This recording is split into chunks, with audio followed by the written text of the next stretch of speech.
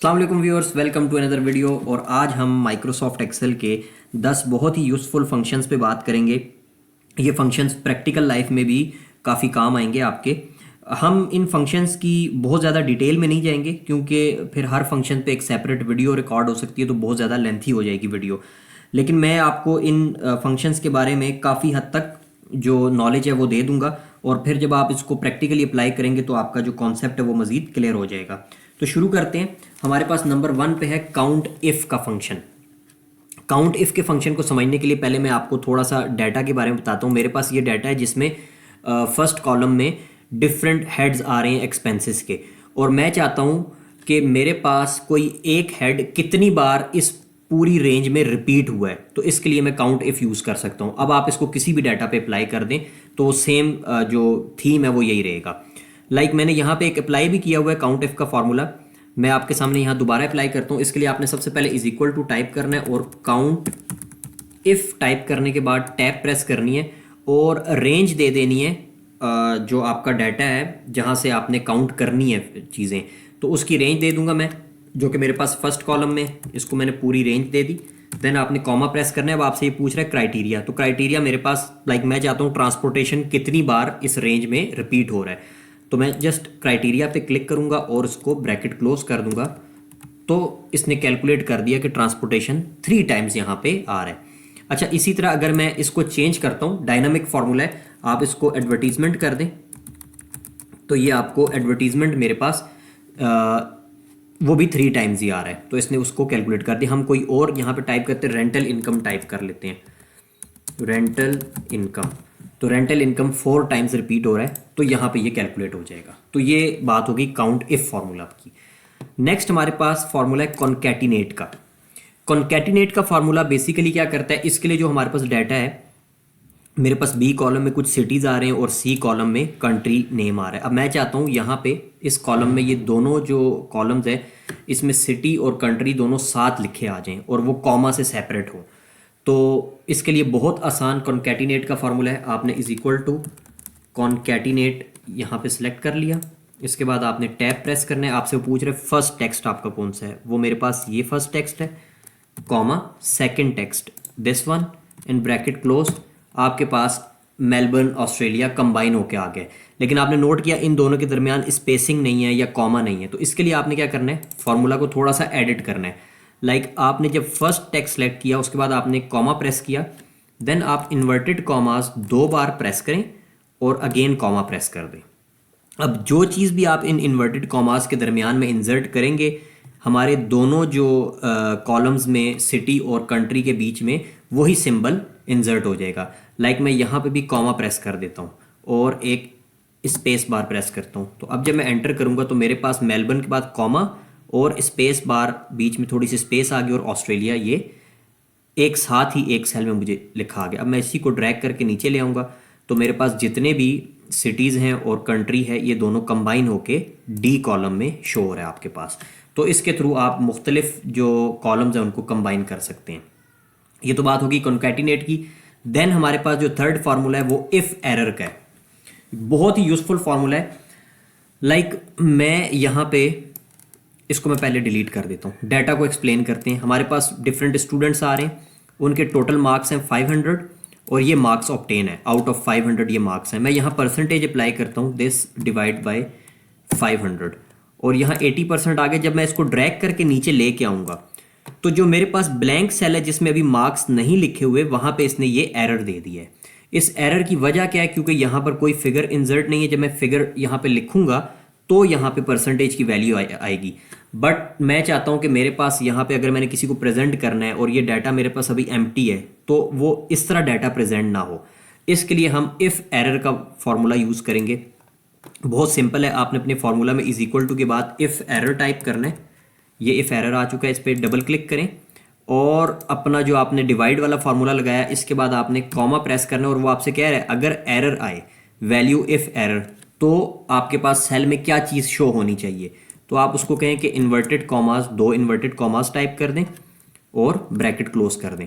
अब आपके पास फार्मूला लगा हुआ है। मैं इसको जब ड्रैग करके नीचे लेके आऊँगा तो मेरे पास जो एरर है वो रिमूव हो चुका है, बट यहाँ फार्मूला अप्लाई हुआ है।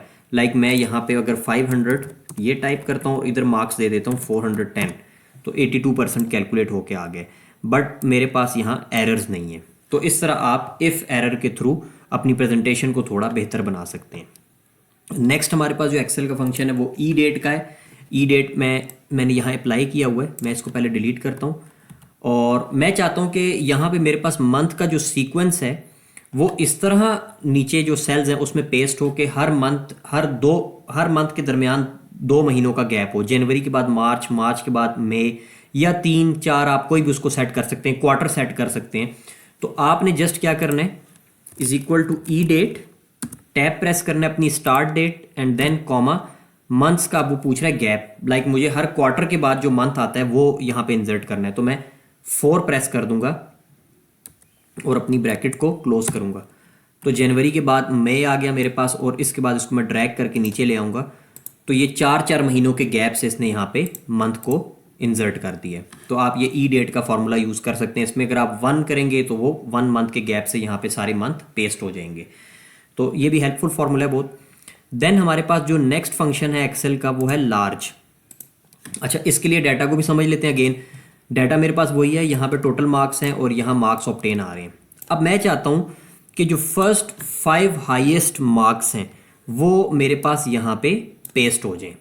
तो उसके लिए मेरे पास जो फार्मूला है वो लार्ज का फार्मूला हम यूज़ करते हैं। मैं यहाँ पे टाइप करके आपको दिखाता हूँ, is equal to large, tab press करें। अब वो आपसे पूछ रहा है कि रेंज कौन सी है, एरे कौन सी है आपकी। तो आपने यहाँ पे इसको ये एरे सेलेक्ट कर ली, इसको आप लॉक कर दें क्योंकि मैंने इसी फार्मूला को नीचे भी पेस्ट करना है। F4 प्रेस करेंगे तो ये एरे जोन सी है वो लॉक हो गई है। देन कॉमा, और इसके बाद के का मतलब ये है कि आपकी जो सीरियल नंबर है जिसमें आप चाहते हैं कि first highest, second highest, third highest, तो वो रेंज जो सीरियल नंबर की है वो आपने सेलेक्ट करनी है। इसको भी लॉक कर लेना है और अपना फार्मूला क्लोज करना है। जो ही आप एंटर प्रेस करेंगे आपके पास जो टॉप पे जो मार्क्स आते हैं वो 490 यहाँ पे आ गया। और इसी फार्मूला को कंट्रोल C और इन सेल में जब आप पेस्ट करेंगे तो आपके पास फर्स्ट जो हाईएस्ट मार्क्स हैं वो 490 हैं, देन 480, देन 440 और इसी तरह 420 तक। ये फार्मूला भी डायनामिक है। आप चाहते हैं कि 10th नंबर पे कौन से मार्क्स हैं, तो आप किसी भी सीरियल नंबर को जब मैं यहाँ पे 10 प्रेस करूँगा तो ये जो वैल्यू मेरे पास सामने आई है ये 10th हाईएस्ट मार्क्स की वैल्यू यहाँ पे पेस्ट हो गई है। इसको अगेन 3 आप प्रेस करें तो आपके पास 440 अगेन आ चुका है। तो ये तो बात होगी लार्ज फार्मूला की। नेक्स्ट हमारे पास जो फार्मूला है वो सम इफ का है। सम इफ्स का फार्मूला काफ़ी आपके लिए हेल्पफुल होगा। उसकी वजह यह है कि ये प्रैक्टिकल लाइफ में इसकी बहुत ज़्यादा एप्लीकेशन है। तो मैं यहाँ पे सम इफ़ का फार्मूला टाइप करता हूँ। पहले मैं आपको उसके बारे में बता देता हूँ कि सम इफ़ का फार्मूला बेसिकली है क्या। मेरे पास यहाँ पे डिफरेंट हेड्स आ रहे हैं एक्सपेंस के और यहाँ आगे उनकी वैल्यूज़ आ रही हैं। फर्स्ट कॉलम में heads of expenditure, then values. अब मैं चाहता हूँ कि मेरे जितने भी रेंटल इनकम है इसका जो सम है वो कैलकुलेट होके मेरे पास आ जाए। तो उसके लिए आप मैनुअली किस तरह करेंगे, रेंटल इनकम पहले ये देखेंगे, इसको आपने लाइक हाईलाइट कर दिया, देन आप रेंटल इनकम सर्च करेंगे, नेक्स्ट ये रेंटल इनकम है और इसी तरह फिर बाकी रेंटल इनकम को आप सेलेक्ट करेंगे और फिर इन हाईलाइट्स का टोटल करेंगे। तो और इसी तरह आपने अगर तमाम हेड्स पे अप्लाई करना है तो ये बहुत मुश्किल हो जाएगा। तो सम इफ फार्मूला हम इसीलिए यूज़ करते हैं। इसको मैं फ़िलहाल अनहाईलाइट करता हूँ और यहाँ हम फार्मूला अपना पेस्ट करते हैं। सबसे पहले आपने इज इक्वल टू प्रेस करना है और सम इफ्स टाइप कर लेना है। टैब आपसे ये पहले पूछ रहा है सम रेंज, लाइक आपको सम कहाँ से पिक करनी है। तो सम रेंज तो मेरे पास ये वाला कॉलम है, मैं इस पूरे कॉलम को सिलेक्ट कर लूँगा। कॉमा प्रेस करने के बाद आपसे वो पूछ रहा है आपकी जो क्राइटेरिया रेंज है वो किस कॉलम में है। क्राइटेरिया रेंज हमारी इस कॉलम में है, लाइक जिस हेड का आपको सम चाहिए वो किस कॉलम में मौजूद है। तो वो ए कॉलम में, तो मैं पूरा ए कॉलम सेलेक्ट कर लूँगा। इसके बाद आपसे पूछ रहा है वो ये जो आपने क्राइटेरिया रेंज सेलेक्ट किया इसमें आपका क्राइटेरिया क्या है, आपको सम किस चीज़ का चाहिए। तो मेरे पास वो यहाँ पे रेंटल इनकम है, मैं इसको सिलेक्ट करके ब्रैकेट क्लोज कर दूंगा। तो तमाम जो रेंटल इनकम है उसका सम मेरे पास आ जाएगा। तो इसके ज़रिए आप यहाँ पे कोई भी अपना हेड जब चेंज करेंगे तो आपको यहाँ पे डायनामिक फंक्शन है अगेन, तो ये चेंज हो जाएगी। मैं यहाँ ट्रांसपोर्टेशन अगर टाइप करता हूँ तो मेरे पास जो ट्रांसपोर्टेशन का सम है वो यहाँ पे डिस्प्ले हो जाएगा। तो ये काफ़ी हेल्पफुल होगा आपके लिए। देन हमारे पास जो नेक्स्ट फंक्शन है वो सब टोटल का है। सब टोटल के फंक्शन को समझने से पहले मैं जो टोटल का फार्मूला है वो ज़रा अप्लाई कर लेता हूँ अपनी इस शीट पे। यहाँ पे मेरे पास डिफरेंट प्लान्स आ रहे हैं और ये मोड ऑफ पेमेंट इसको इग्नोर कर दें, रेवेन्यू, कॉस्ट और प्रॉफिट। यहाँ पे मैं पहले सम का फार्मूला अप्लाई करता हूँ, ये सम, और इस पूरे जो मेरी रेंज है इसका मैंने सम दिया, इसी को मैं यहाँ पे पेस्ट करता हूँ और इसको यहाँ पेस्ट कर लेता हूँ। अच्छा, मेरे पास यहाँ तो सम का फार्मूला लग चुका है। अब मैं यहाँ पे फिल्टर लगाता हूँ कि मुझे सिर्फ जो कंप्लीट माइक्रोसॉफ्ट ऑफिस कोर्स है वहाँ से कितना रेवेन्यू आया, क्या कॉस्ट और क्या प्रॉफिट था। तो इसके लिए जब मैं ओके प्रेस करूँगा तो जो मेरा टोटल है वो नहीं चेंज हो रहा। मुझे फिर इसको ड्रैग करके देखना पड़ेगा, अच्छा इसका रेवेन्यू 4200 है, बट वो यहाँ चेंज नहीं हुआ। इसको मैं बोल्ड करता हूँ ताकि ये थोड़ा सा प्रोमिनेंट हो जाए। इसी तरह अगर मुझे कोई और कोर्स देखना है गूगल स्प्रेडशीट का, यहाँ से मेरा रेवेन्यू कितना आया, तो अगेन वो मेरे पास जो सम है वो उसके अकॉर्डिंगली चेंज नहीं हो रहा। तो इसके लिए हम सब टोटल का फॉर्मूला यूज़ करेंगे। तो ये बहुत ही इंटरेस्टिंग है। इज इक्वल टू, आपने क्या करना है, इज इक्वल टू सब टोटल, ये आ चुका है, इस पर डबल क्लिक करें और देन आपने यहाँ पे सम जो नंबर 9 पे आ रहा है सम, इसको सिलेक्ट करना है, डबल क्लिक कर लें, अब ये सम आ गया। अब आपने कॉमा प्रेस करने के बाद उसको पूरी रेफरेंस रेंज देनी है, वो मेरे पास ये पूरी रेंज है, और आप ब्रैकेट क्लोज कर दें और इसी फार्मूला को मैं यहाँ भी अप्लाई कर देता हूँ और यहाँ भी अप्लाई करता हूँ। अब आप देखेंगे मैं जो ही फिल्टर लगाऊंगा यहाँ पे माइक्रोसॉफ्ट ऑफिस पे, तो मेरे पास ये जो वैल्यूज़ हैं ये भी चेंज होना स्टार्ट हो गई हैं। अब मुझे किसी भी अपने कोर्स की जो टोटल वैल्यू है वो मैं इस तरह से निकाल सकता हूँ। ये माइक्रोसॉफ्ट वर्ड 1 मंथ का जो कोर्स है इस पर मैं क्लिक करूँगा तो आपके पास ये वैल्यूज़ चेंज हो रही हैं, आपको ड्रैग करने की ज़रूरत नहीं है। जो ही आप फिल्टर यहाँ से रिमूव करेंगे तो आपके पास जो टोटल्स हैं वो आ जाएंगे। तो बहुत इंटरेस्टिंग और पावरफुल फीचर है, ये आपके काम आ सकता है, आपका टाइम सेव कर सकता है ये। नेक्स्ट हम अपने फंक्शन की बात करते हैं, वो है राउंड फंक्शन। राउंड फंक्शन बहुत ही सिंपल है। आपके पास यहाँ पे डिफरेंट फिगर्स आ रही हैं जिनमें कॉमा के डॉट डेसिमल के बाद जो उनसे कुछ आगे हमें मज़ीद फिगर्स हैं। तो आप इसको अगर आप राउंड ऑफ करना चाहते हैं तो इज इक्वल टू, इसके लिए बहुत सिंपल है, राउंड प्रेस टाइप करें, टैब के बाद नंबर आप सेलेक्ट कर लें और ब्रैकेट क्लोज करें, सॉरी, उसके बाद आपने इसको कॉमा प्रेस करने के बाद नंबर डिजिट्स आपसे पूछ रहे हैं कि आपने किधर तक राउंड करना है। मैं कहता हूँ 72.675 है, ये 3 डिजिट्स है, मुझे 1 डिजिट तक राउंड करना है। तो मैं जब इसको प्रेस करूँगा तो 72.7 जोन सा है ये मेरे पास राउंड होके आ गए। इसी तरह अगर आपने 2 डिजिट्स तक राउंड करना है इसको, तो आप राउंड और टैब प्रेस करें नंबर पे और देन 2 प्रेस कर लें तो आपके पास ये 2 डिजिट्स तक राउंड हो गया। इसी को आप ड्रैग करेंगे तो आपके पास ये तमाम वैल्यूज़ अप टू 2 डिजिट्स तक राउंड ऑफ होके आ गई हैं। तो ये भी काफ़ी हेल्पफुल फार्मूला है। नेक्स्ट फार्मूला जो हमारे पास है वो वी लुकअप का, मैं पहले भी वीडियोज़ में बात कर चुका हूँ लेकिन मैं यहाँ पे एक दफ़ा रिपीट करता हूँ क्योंकि फार्मूला बहुत ही हेल्पफुल है। आपके पास जो डाटा है इसमें प्रोडक्ट नेम्स आ रहे हैं, SKUs आ रही है, कॉस्ट और शिपिंग आ रही है। मैं यहाँ कोई भी प्रोडक्ट नेम लिखता हूँ लाइक लैपटॉप, और मुझे इसका SKU इस डाटा में से निकालना है। तो लैपटॉप का SKU मेरे पास यहाँ पे आ रहा है, मैं इसको हाईलाइट कर लेता हूँ, लेकिन आपने यहाँ इसकी SKU लिखनी है। जब डाटा आपके पास काफ़ी ज़्यादा होगा तो उसमें बड़ा मुश्किल हो जाता है। तो इसके लिए आपने क्या करना है, is equal to V lookup, tab press करना है, लुकअप वैल्यू हमारे पास जो लुकअप वैल्यू है वो लैपटॉप है, लैपटॉप, देन कॉमा प्रेस करेंगे, टेबल अरे, आपने लुकअप वैल्यू इस पूरी टेबल में से देखनी है। और नेक्स्ट आपसे पूछे कॉलम इंडेक्स, ये जो आपने पूरी टेबल आपने सर्च किया है इसमें जो आप देखना चाहते हैं, हम क्योंकि SKU सर्च करना चाहते हैं वो किस कॉलम में है, कॉलम इंडेक्स नंबर। तो मेरे पास ये first, second, third, fourth column है और जो मैं SKU सर्च करना चाहता हूँ वो सेकंड कॉलम में। तो आपने यहाँ पे 2 प्रेस कर देना है और देन एग्जैक्ट मैच पे डबल क्लिक करेंगे और अपना फार्मूला क्लोज कर दें। आपके पास यहाँ पे जो SKU है लैपटॉप का वो यहाँ डिस्प्ले हो जाएगा। अब इस लैपटॉप को चेंज करके आप LCD करें तो आपके पास LCD का SKU यहाँ डिस्प्ले हो जाएगा। तो ये भी काफ़ी हेल्पफुल फीचर है वी लुकअप का। अच्छा, लास्ट में हमारे पास जो नंबर 10 पे अगर हम बात करें तो वो ड्रॉप डाउन लिस्ट की मैं बात करूंगा।